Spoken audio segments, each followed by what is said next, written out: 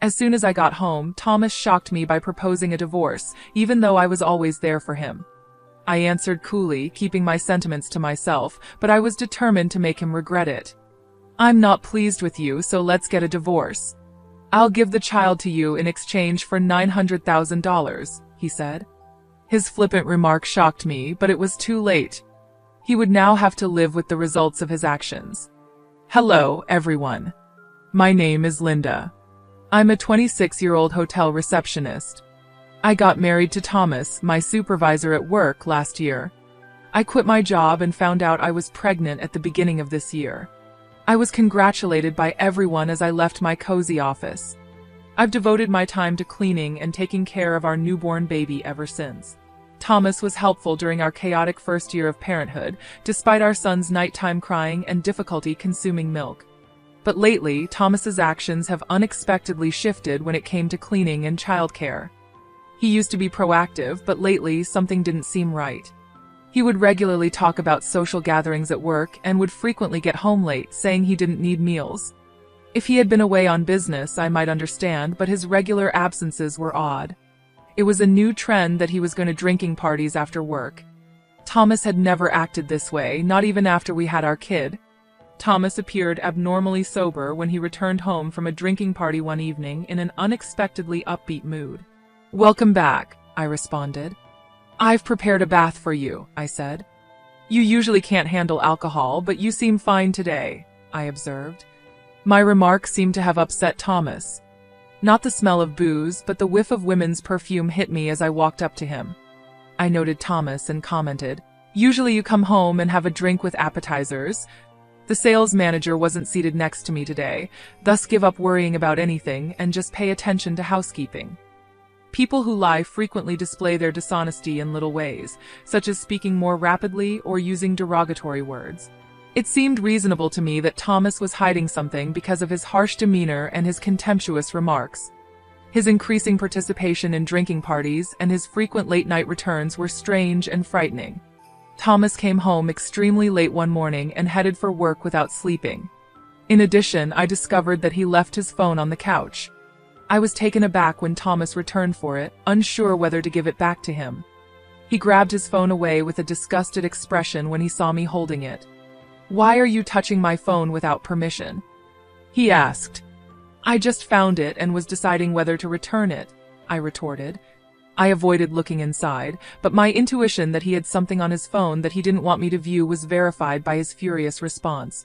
I was aware that this could be the right time to confront him, but doing so now might cause the evidence about the other lady to be removed. I refrained from doing so, keeping my cool.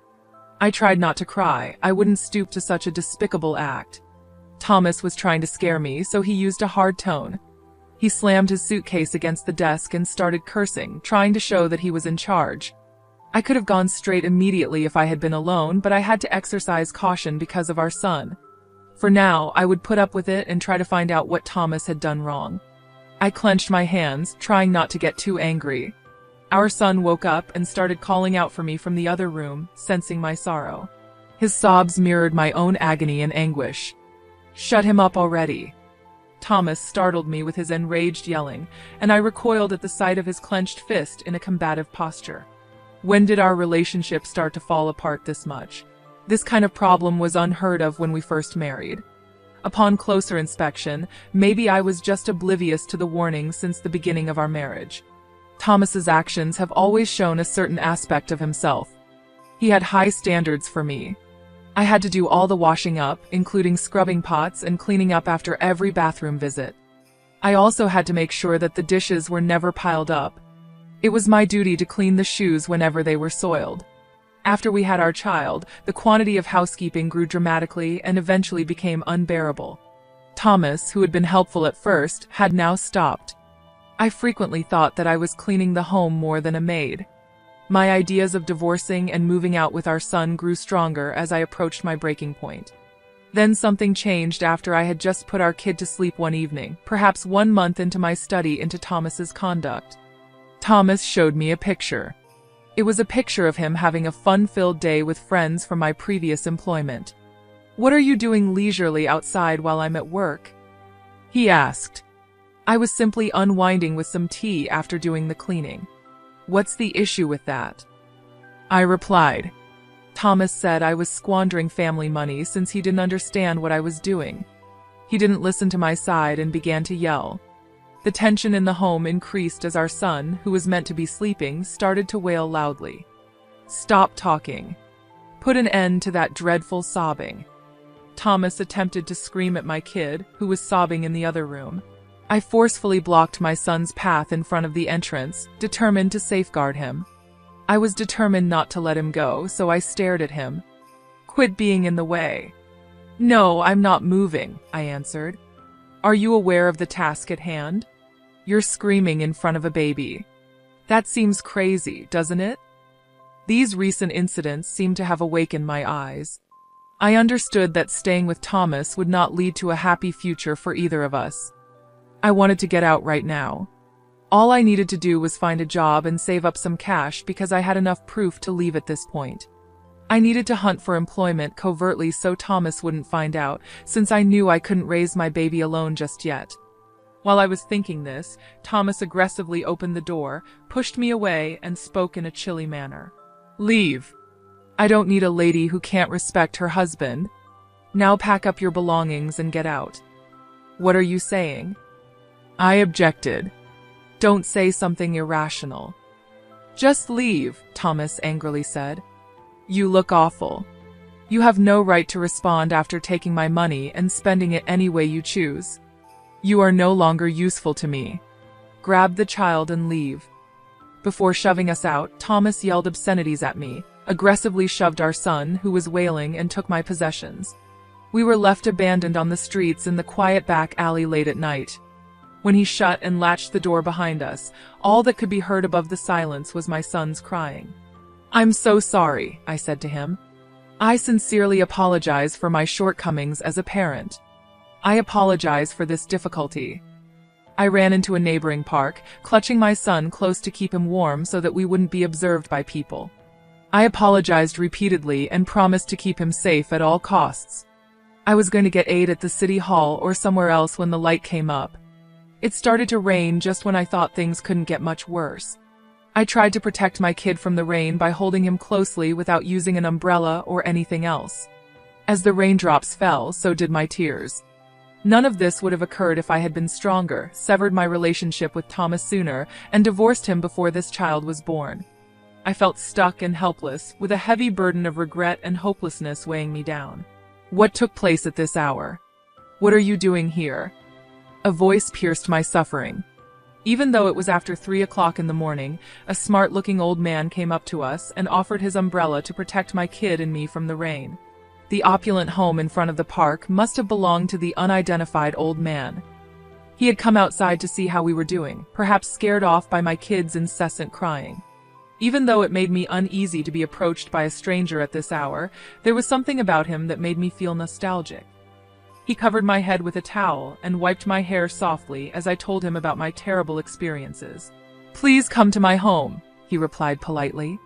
You can be looked after by female servants for the infant.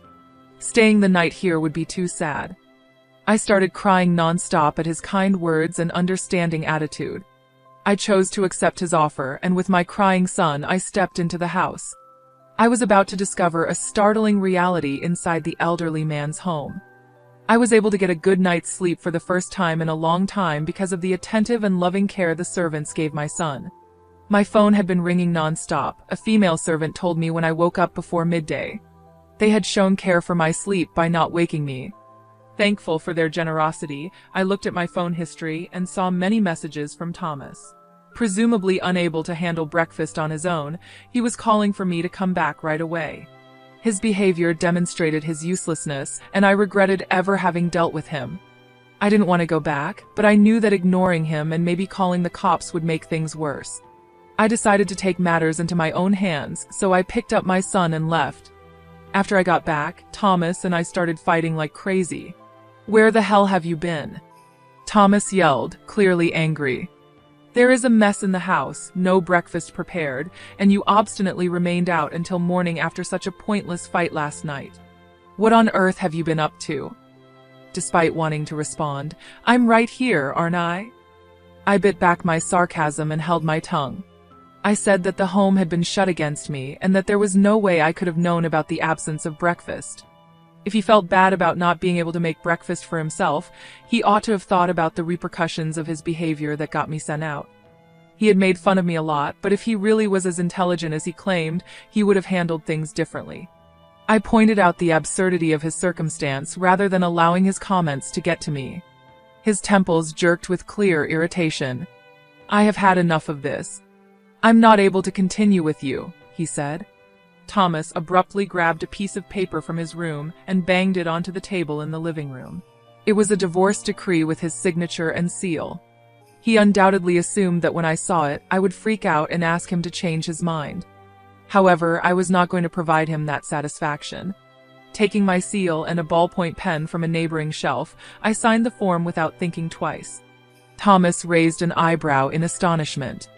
He scoffed. "Aren't you unusually obedient? Even if you don't have a job, parents, or anywhere to go, how will you proceed?" His uneasiness did not equal his swagger. I saw the twitching at the corner of his mouth and the cold perspiration that was starting to build on his forehead. I hated him inwardly and his cunning methods. I hurriedly grabbed the last of my possessions, ignoring his insults. Still seeming to be unconcerned, Thomas struck his last blow. "Being in your presence deprives me. Let's get a divorce. If you pay me $900,000, I'll give you the child." It was obvious that Thomas was trying to use money to control me and get me to react in an attempt to subjugate and control me. He was attempting to shake me and take advantage of my feelings. Thomas's attempts to put further limitations on me and carry on with his carefree way of life while I was struggling just strengthened my determination. I turned back with a knowing look on my face and said, "Is that all you wanted to say? By the end of the month, I will transfer the $9 million. Kindly take care of the formalities thereafter. Farewell." When I answered calmly and affirmatively, Thomas's face went pale and confused. He digested my offer with obvious amazement. He blustered about how impossible it would be to raise such money, but I was not going to let him rule me anymore. After the divorce was finalized, I sent him the sizable sum he had requested. I had proof of his affair, but I wanted more than just money back. I wanted to make sure he was held accountable for much more. After 2 weeks, when I woke up, my phone was full of urgent calls from Thomas. Now was the time for reckoning. Thomas phoned me back, but at first I didn't pick up. Upon answering the second call, I hung up right away. I intended to make him feel uneasy and upset his equilibrium. I knew that if I responded right away, he would remain composed and the discussion would go just how he wanted. I let him become angry on purpose, keeping him tense so he would lose his cool. My plan was bearing fruit, and I felt good about myself, like I was in charge of the circumstances. It was only when Thomas phoned back again that I answered. I responded, taking a drink of my coffee and leafing through a magazine. "You're as noisy as ever. Even if you're yelling, I can still hear you since I can change the sound level on my phone.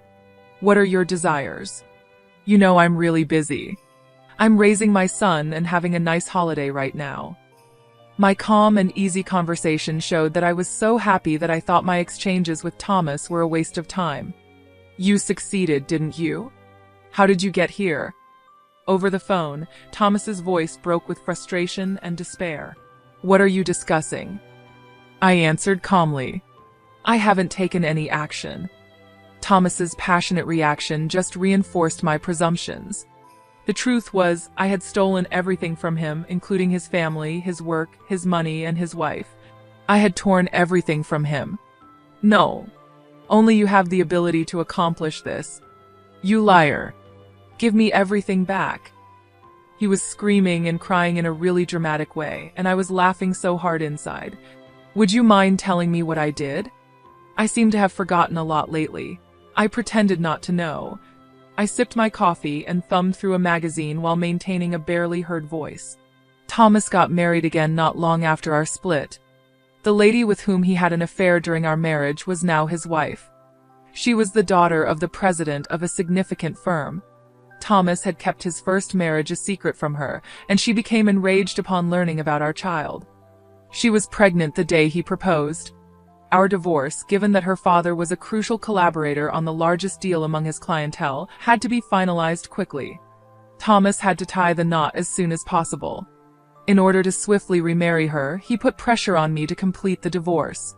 However, this was only the start of his demise. Thomas was booted out of his house and got divorced today by his new wife. His prior marriage was made public, and when our child's identity was revealed, she demanded a divorce and monetary damages. His in-laws had to step in because of his increasingly disruptive conduct and furious outbursts. He was let go from the hotel when the issue got out of hand to the point that his employer was informed. The business selected the client over him.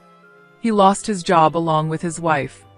Furthermore, Thomas was left financially devastated since he had to pay damages and compensation for all the $9 million that he had gotten from me. He had to spend all of his funds because the sum was not enough to offset the losses. Why? Why is she aware of my prior marriage?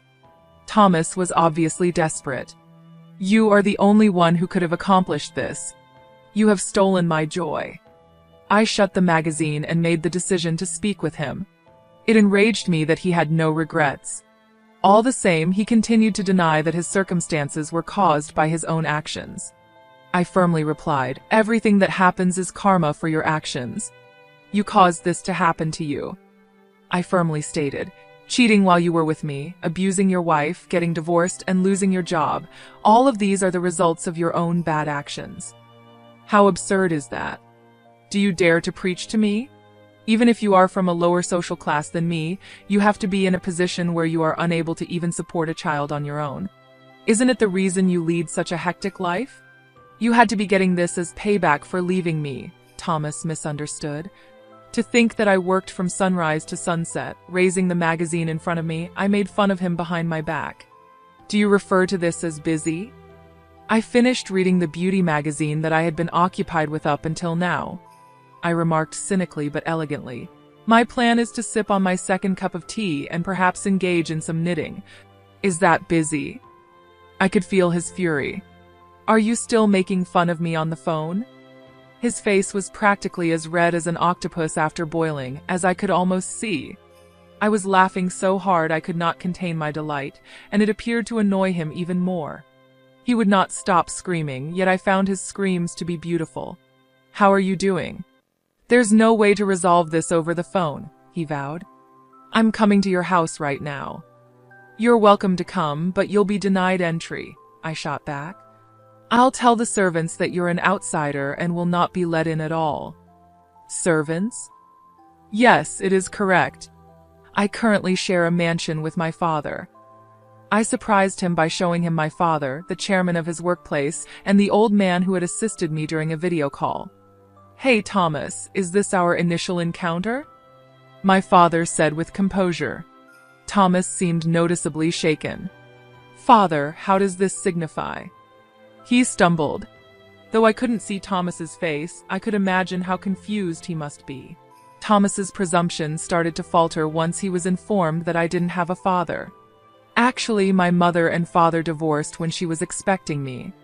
The relationship between my mother and father went against what society expected. My mother was a regular citizen, while my father was the heir to a financial giant. The entire family was against my father's marriage to my mother, and my grandma did not support it. Dad had been abandoned, cut off from everyone, and no matter how hard he tried, he could never have the marriage sanctioned.